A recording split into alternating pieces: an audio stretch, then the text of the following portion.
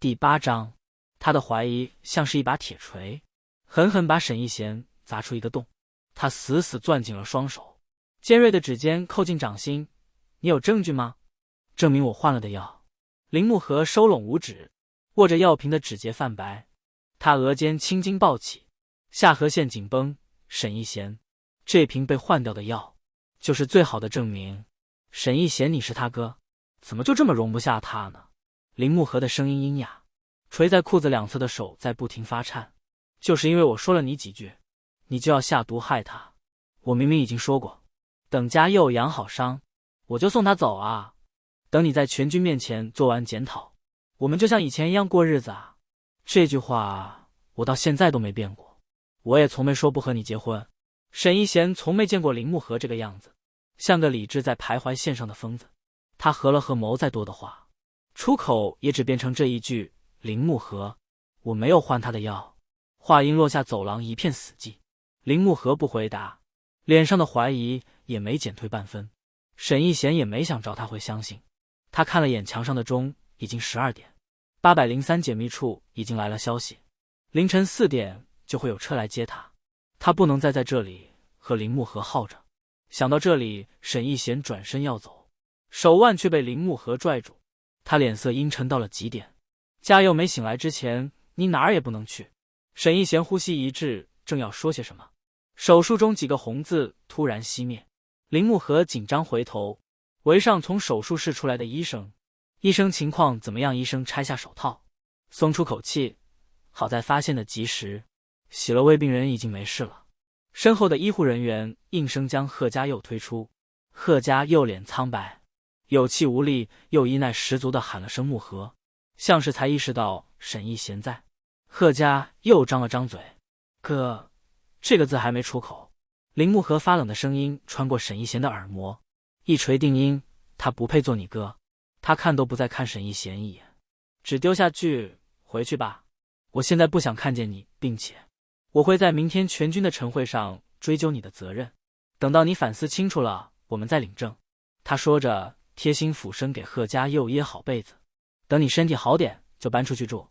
沈一贤攥紧了手指，溺水般的无力感蔓延全身。可笑他到现在还没和林木河提分手。沈一贤眼眶发酸，长长吐了口气，不用领证了，我祝福你们，反正这也是他留在北京的最后一夜了。他说完这句话，转身就回了之前的家属院收拾东西。一进门就看见桌上摆着新买的桃酥、蛋糕，都是贺家佑喜欢吃的，而他的东西都被丢在一边。曾经林木河演习时为他采的花也已经凋谢。沈一贤走进卧室，入目是夺目的红色，床上的龙凤红喜被，墙上的百年好合海报，那醒目的红色像是在嘲讽他在这段感情中的无力。沈一贤抿起唇，自嘲地笑了笑。他来来回回在屋子里都走了一遍，每走一步，过往和林木河的回忆就会涌上来。在这里，他举着亲手打的金戒指向林木河求婚。在这里，林木河一点点布置婚房，和他畅想未来。他一边说想要女儿成双，一边又说要响应国家号召，晚婚晚育，只生一个。等走完最后一步的时候，他一点都没留恋，只拿了几本书就走了。回到通讯处，沈一贤刚和小谭老邓打完招呼，通讯处外就传来了车辆的鸣笛声。正好凌晨4点，沈一贤一出门就看见803解密处的车已经在等。他深吸气，提着行李上车，车辆缓缓启动，他的目光却舍不得从通讯处上挪开。前座的技术长轻咳一声，把一份文件递到他的眼前，这是你的军级档案，等你把它烧毁后，世界上就再也没有你这号人了。沈一贤接过文件袋，轻轻抹撒，下一秒熟悉的号角声响起，这是北京第1军区每周5的晨会号角。下意识的沈一贤脑子里再次闪过林木河那张清冷绝尘的脸。现在他在做什么呢？是在照顾贺家佑，还是在等着他去晨会上检讨，向贺家佑道歉？还是觉得过了周5的晨会，他还会像从前那样欢天喜地和他打正？沈一贤睫毛一颤，拿出打火机在车窗外点燃了那份文件。等跳跃的火焰把那份文件彻底吞噬时，那些关于林木河的过往也燃成了灰烬。此后，世界上再也没有铃木和的未婚夫沈一贤，只剩下803解密处的解密专家沈一贤。直到驶离北京军区，沈一贤都没再回头，永远都朝前看，永远都奔赴属于自己未来。第9章，周5军区晨会，铃木和身姿挺拔地站在会讲台上。沈一贤同志多次虐待自己患病的弟弟，不仅在通讯处将贺家佑推倒在地，还暗地里更换了贺家佑同志的药物，导致贺家佑同志中毒。特在今天军区晨会上通报批评，对他下达处分。铃木和看向台下一个个身着绿色军装的士兵，台下的人听闻沈一贤的恶劣行径，纷纷露出嫌恶厌恶的表情，但有一些人表情却十分微妙。请沈一贤同志上来，对自己的行为做出检讨。见没人应声，铃木和又换了一遍，请沈一贤同志上来检讨。台下的士兵们不敢明目张地地伸着脖子打量，身体站得笔直，但目光却在人群中游走，寻找这位沈一贤的身影。突然，人群中有人传出一声高呼：“林团长，对于沈一贤同志的处分，我们有话要说。”老邓和小谭高举着手，吸引了所有人的注意。我们是沈一贤通讯中心的同事，一等兵老邓，一等兵小谭。老邓用洪亮的声音说道：“我们可以为沈一贤同志作证。通讯处那天贺家佑摔倒一事，当时沈一贤同志并没有碰到贺家佑同志，是他自己摔倒，故意陷害给沈一贤同志的。”故意陷害。铃木和冷笑一声：“什么人会用自己的生命安危去陷害别人？”老邓眉头一皱，高声做出承诺：“林团长，如果我们所言非实，甘愿受处分。”小谭配合的跟声道：“所言非实，甘愿受处分。我不知道沈一贤是怎么说服你们来替他作证的，但今天的检讨不是你们浑水摸鱼就能过去的。”铃木和眸光冷冽地望着人群中老邓、小谭俩人，心中却是隐隐不安。沈一贤他人呢？为什么一直不出现？林团长，人群中又有人举手发问：“请问您说沈一贤同志换药是什么时候的事？”医生说至少食用了2天。铃木和心底浮上些许烦躁，视线依旧在不断寻找沈一贤。问话人继续说道：“我叫胡浩，是通讯中心的。大伙都知道前2天下暴雨，把军区附近的信号接收设备冲坏了。但事实上，不仅军区内的设备出现问题，军区附近居民的通讯线路也受到了影响。沈一贤同志自从周2那天来军区后，就一直投身在抢修维护的工作中，没回过家，直到昨晚才被林团长您的文书叫走。所以他哪里有时间有机会换药下毒啊？林团长，我们都可以为沈一贤同志作证。”台下陆陆续续有人举手应声。铃木和眉头一紧，只觉心下遭烦。我觉得林团长还是去查一查这个贺家佑同志吧。听说他之前和一个投机倒把的女老板牵扯不清，人家原本有丈夫的，是贺家佑同志找到家里去闹，硬是破坏了别人家庭。文书小左神色慌张的匆匆跑上台，在铃木和耳边低语道：“林团长，没找到沈工不仅人，连档案我们这边也查找不到了。”什么叫查不到？铃木和低声怒喝，心脏一紧，没来由的发慌。草草结束了晨会，就往档案室赶。第10章，但得到的结果却和小左是一样的，沈一贤的档案没有了。铃木和回到办公室，立马给沈一贤的领导打过去电话，但人家和他打着太极，说自己权限不够，也不知道权限不够。铃木和就问上面权限够的，电话直接打到师长那里。铃木和先是挨了顿骂，随后从师长口中得到了保密2字。保密，沈一贤这是铁了心不让他找到。铃木和长叹了口气，他看了眼时间，几个电话折腾下来已经到中午，该去给贺家佑同志送饭医院里。不就是吃错几颗药吗？怎么弄得这么严重？阿云坐在床边看着他，如果沈一贤在这里，就知道是那天在招待所遇见的那人。谁知道那药那么厉害，我就吃了2粒，差点胃出血死了。贺家佑后怕的抚了抚已经不痛了的胃，幸好没事。都怪我那个哥都这样了，还看不出来自己是多余的吗？非得逼我用这种招式，可惜啊，还是没能把他赶走。病房外的铃木和听见屋内的对话，脚下一顿。贺家佑正说着，一抬眼看到站在门口不知听了多久的铃木和，笑容立刻僵住他，惊慌道：“木禾，你不是去军区？”林木禾冷眼睨着贺家佑，冷声问道：“所以，要是你自己换的？”然后又诬陷嫁祸给一贤。贺家佑一时哑口，试图为自己辩解：“不是，木禾，我不是故意的，我只是怕哥把我赶出去，我错了。原来那些事情都不是沈一贤在无理取闹，而是他真的受了委屈。”但林木禾一次都没听过，只当沈一贤是在故意针对贺家佑。想起自己曾经对沈一贤做的事情，林木禾的心就像是被撕开了。贺家佑，你当时生着病无处可去，是一贤把你带回家的，你怎么敢的呢？木禾，你听我说。贺家佑还在想方设法的挽回，但林木禾已经没有耐心听下去了。我会给你一笔钱，足够你以后生活，以后别再出现在一贤面前。林木禾说着说着忽然顿住，他觉得这句话很熟悉，好像那天他也对沈一贤说过这样的话，说他不想看见他。林木禾孤零零地回到军区大院，看着空荡荡毫无人气的房间，心里有些发闷。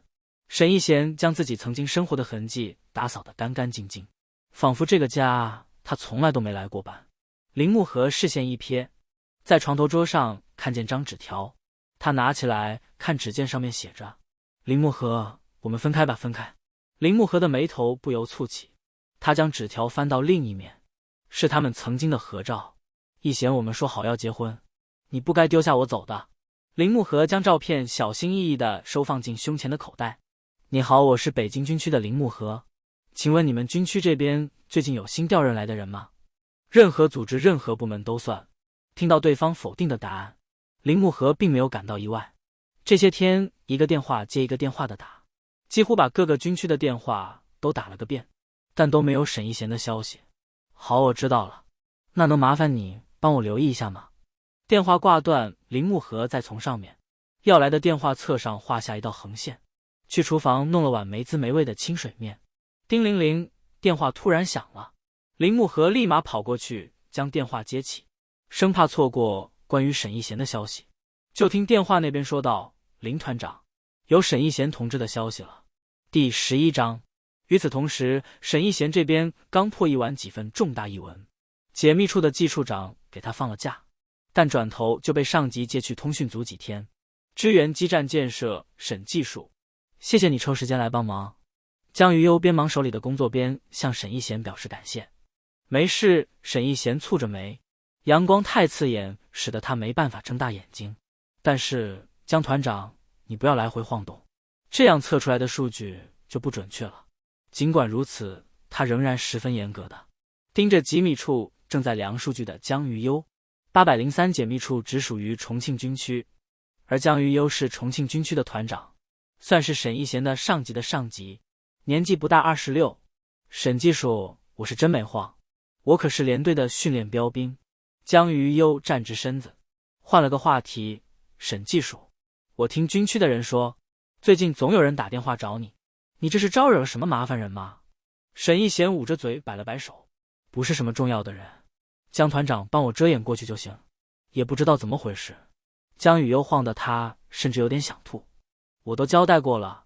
江于优话头一顿，他看着沈一贤的脸色好像有些不太好，连忙询问：沈技术，你是不是中暑了？从早上7点开始，已经在山上持续工作了大概4-5个小时，现在正是太阳当头，重庆这边的夏天气温和日照又远高于北京，像沈一贤这种从北方来的，这么长时间很难吃得消。江于优按照以往处理队里中暑人员的经验道：沈技术说话随便说点什么，但沈一贤只是张了张嘴就又闭上了。见沈一贤已经连话都说不出来，担忧的江于优也顾不上其他，直接将携带的水喂进他的嘴里，直接背着他下了山军区。林团长，你这次来我们军区是交流学习，听说803解密处。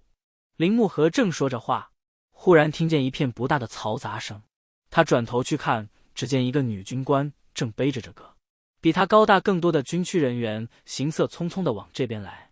江于优将带下来的设备转交给沈一贤的组员，问道：我刚刚通讯时说让你准备的那些，你都准备好了吗？医生那边已经安排好了，直接去就行。江团长，沈技术不会有事吧？见机组的组员们眼巴巴地跟着，也是满脸的担忧。没事，就是中暑，别搞得跟生离死别一样。你们沈技术的好日子在后头呢。江于优说完，脚下走得更快了，以至于在后面的组员都有些跟不上。听到沈技术3个字，林木河立刻上前查看眼前一脸病容的人，竟真是让他朝思暮想多日的人沈一贤。第12章，他怎么了？林木河着急地问询道。见林木河不偏不倚，正挡在自己前面，江于优眉头一皱，不明白怎么会有人这么没有眼色，看不见人正中暑昏着，等着去看病呢吗？他出声道：“让开，别挡着路。”林木河的视线落在江于优抱着沈一贤的姿势上，许是已经快背不动了缘故。江于优此刻2只手都扶托在沈一贤的腰上，林木河的眸子里闪过一丝不爽，他伸手要将人接过来，把人交给我。江于优往后退了一小步，愣是没让林木河挨上沈一贤的边。我自己来就可以。他没再继续理会林木河，趁林木河还没下一步动作，江于优绕过他往军区的医务室去。林木河看着自己空空的手臂，不甘心地放下来。他看向江于优离开的方向，眸光晦暗不清，没片刻犹豫，抬腿就要跟上去。林团长廖指导员见刚才江于优和林木河之间的架势有些不对，生怕出什么乱子，他连忙叫住林木河：“你跟沈技术认识？”但林木河的目光一直在沈一贤身上，并没有对廖指导员的话及时做出反应。见林木河没有理他的意思，廖指导员自说自话地打圆场道：“也是沈技术是从北京军区调过来的，你是北京军区的团长，都在一个军区，抬头不见低头见的肯定认识。廖指导员，我们先过去再说。”林木河打断廖指导员，抬步跟了过去。刚进了医务室，就见沈一贤脑袋上敷着个冰毛巾，躺在病床上，额头渗汗，嘴唇发白，没有血色，病殃殃的，像是很难受的样子。林木河径直往医生那边去，问询起情况：“医生他怎么样？”医生刚给沈一贤吃了解暑药，现在正在吊生理盐水，中暑目前情况已经稳定，休息一会儿应该就能醒了。林木河眉头紧锁，向重庆军区的2人问责道：“好好的怎么会中暑？你们军区不知道要照顾技术人员吗？是我们没照顾好沈技术。”廖指导员诚心实意地道歉道：“他不清楚林木河和沈一贤之间的关系，只当林木河此刻是作为前领导对下属的关心，我们以后肯定会注意的。”林木河发现沈一贤的下颌位置上有2处细小的划痕，他立刻看向将沈一贤带回来的江于优：“江团长，给我个解释，他脸上这是怎么弄的？”江于优扫了一眼林木河，见人面色不善，语气里莫名带着审问的意思。他有些火大，便没回话。至于沈一贤脸上的划痕，应该是他刚才着急给沈一贤喂水的时候不小心指甲刮到的。江于优烦躁地看了眼自己的手，恨不得立刻拍打几下。怎么这么不小心啊？都给沈技术的脸弄出红印子了。廖指导员岔过话题，指着沈一贤道：“医生，他好像呼吸有点困难，是不是又严重了？”医生环看了下四周，有些无语：“你们3个人就这么像堵墙一样围在病人周围，把流动空气挡得严严实实的，能不呼吸困难吗？”医生叹了口气，发话道：“要想病人快点好，你们都出去吧，别围在这里妨碍病人休息。”3人被医生赶出后，都没急着离开，仍然待在医务室门口，各自在外面等了大概40-50分钟。见林木河还没有要走的意思，江于优表情逐渐不耐，他侧头用不大不小的声音问廖指导员：“这人谁啊？”廖指导员把声音压低，说道：“林木河北京军区来的，和你职位一样，也是个团长。北京军区这么闲吗？”江于优面露不解：“他不在北京军区待着，跑我们这儿来干嘛？团长多了去了，有什么好强调的？”廖指导员面露微笑，声音从牙缝中挤出：“你小点声说，是来学习的。学习什么？”江于优冷哼了一声：“别是以权谋私。沈技术刚从北京调来不久，这人就跟着从北京来了，指不定存的什么心思，以至于江于优说这句话的时候，还特意放大了声音。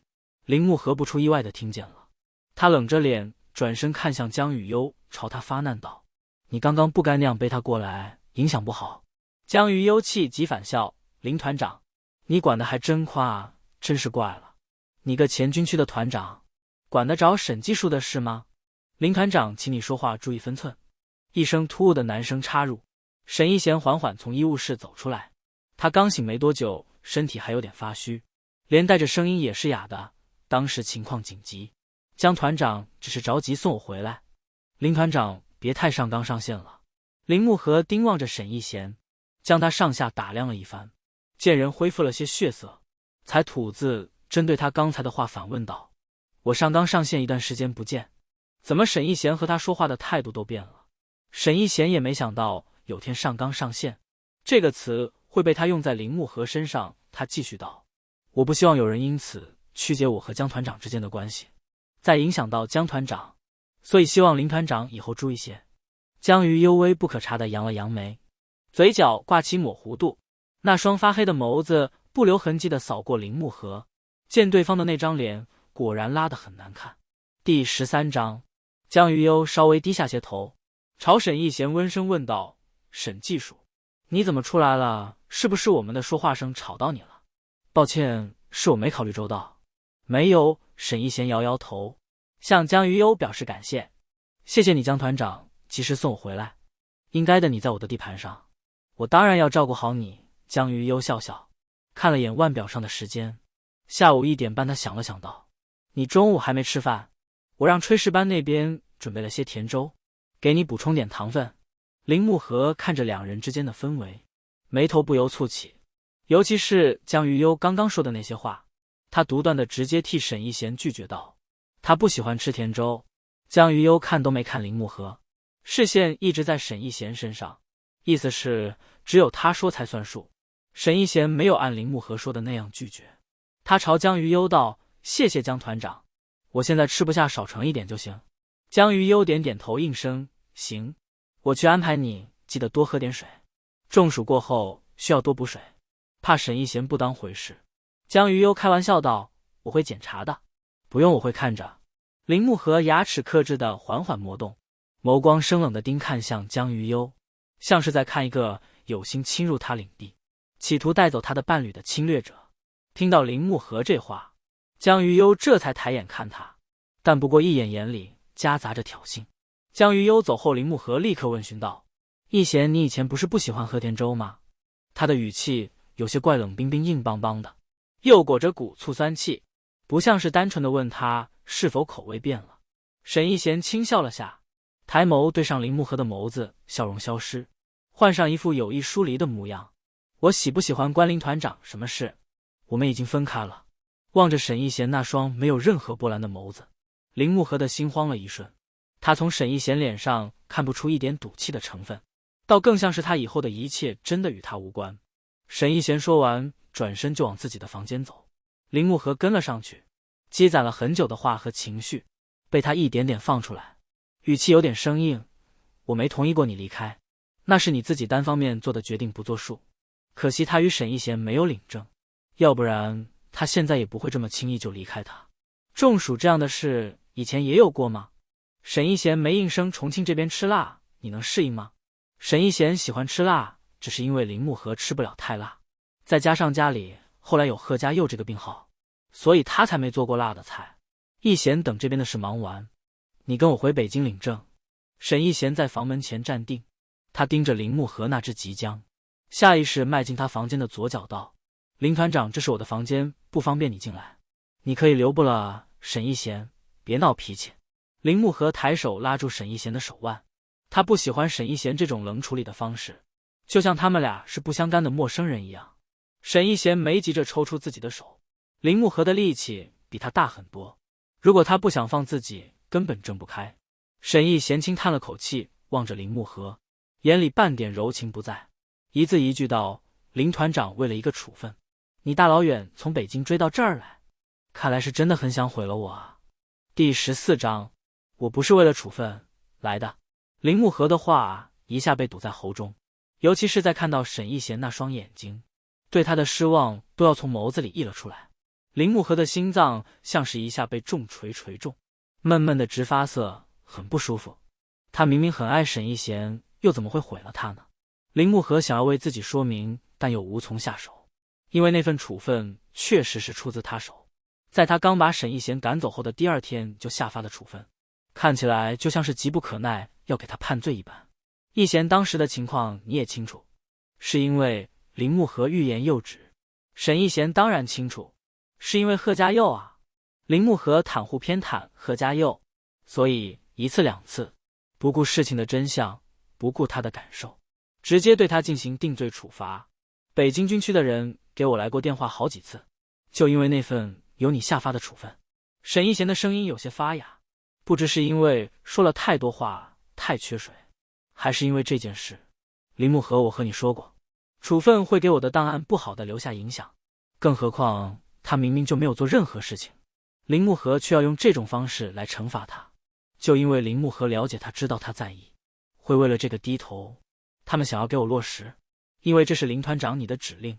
沈一贤长呼出口气，声音变得冷淡，是将团长走他的关系，说明情况，帮忙做的驳回。结果这人现在就出现在他面前，都分开了，还说什么要带他回北京。林木河听闻，眉头锁得更紧了，他觉得沈一贤变成这样是被人影响了。一贤那个江团长举止随意，思想也有问题，利用关系，徇私舞弊，走捷径。部队是为人民服务的地方，不是他划分地盘的地方，建立党羽以权谋私的地方。沈一贤，所以你为什么会觉得这种人是好人？沈一贤的细眉微微拧起，对林木河这种习惯了上位者姿态的质问语气有些生厌。林团长，有一点你不要误会，江团长一切都是按照部队的规章，别说话了，嗓子都哑成什么样了。江于优笑笑，用手对沈一贤做了个上下闭合的动作，像哄小孩似的，去房里喝点水，润润嗓子，我们要吃午饭了。江于优的手里还拎着桶式饭盒，里面装着的是从食堂打的甜粥。部队食堂的距离不近，江于优这么快就回来了，显然是跑着去跑着来的。再加上他身上的那件军绿色的 T 恤，后背还有块被热汗打湿的痕迹。沈一贤没拖沓进屋去喝水，和林木河纠缠这么久，他确实喉咙很干了。江于优停下脚步，故意停在林木河的身旁，身子倾向他，用只有他们2人的声音说道：林团长，我就是坏人，你能拿我怎么样？江于优慢慢回身，哼笑一声，继续补充道：他身体都不舒服成那样了，你还跟他讲大道理，真是没眼色。不等林木河说话，江于优就跨步进了沈一贤的房间，并随手把房门关上。林木河盯着紧闭的门站了会儿，似乎感觉到喉咙内的腥甜，他吞了吞喉，在1墙之隔外的台阶上坐下。江于优一个女人在沈一贤的房间里，他不放心。